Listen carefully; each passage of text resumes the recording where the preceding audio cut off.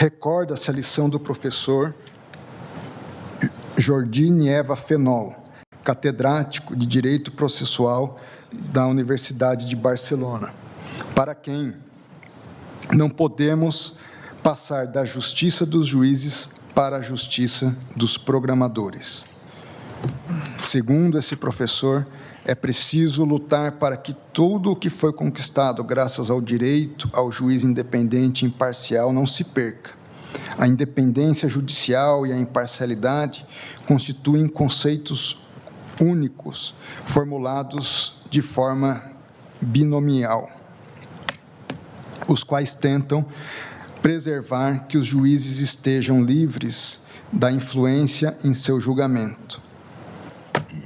Como eu disse, ele prossegue, espera-se que o juiz tenha uma empatia que reflita o consenso social que tentam refletir as leis, mas não a ponto de manipular o que dizem essas leis, até acabar por pervertê-las, que é o que pode acontecer quando o juiz não é verdadeiramente independente. Digo eu, com esteio no referido apontamento doutrinário, não vislumbro como transferir às plataformas e, por consequência, ao algoritmo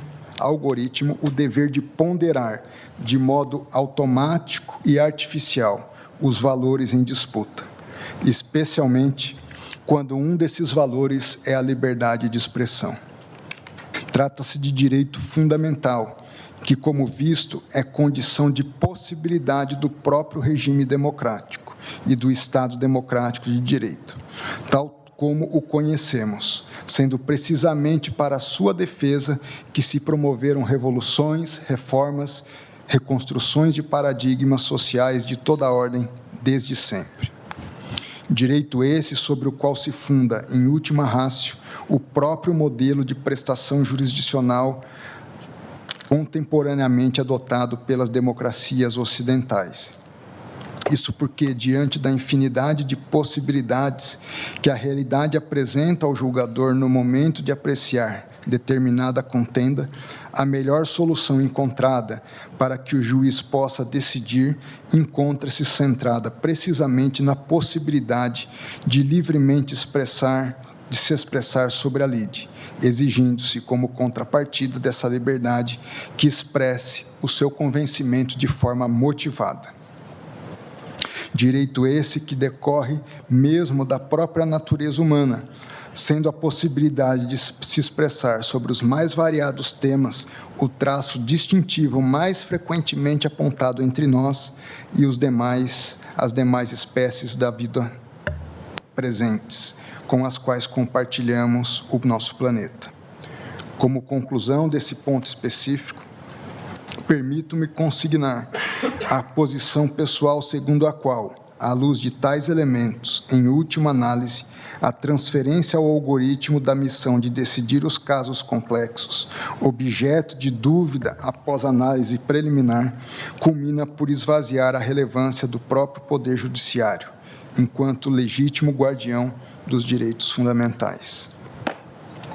Verifico ainda que o modelo proposto nos transfere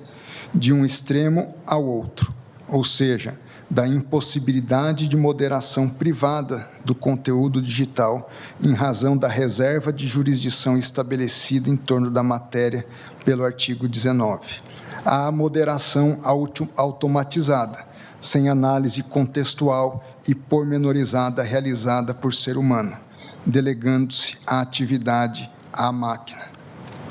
Como segundo argumento, não se pode deixar de conferir especial atenção à questão da considerável possibilidade do conflito entre as tecnologias e meios empregados para eventual monitoramento de todo o conteúdo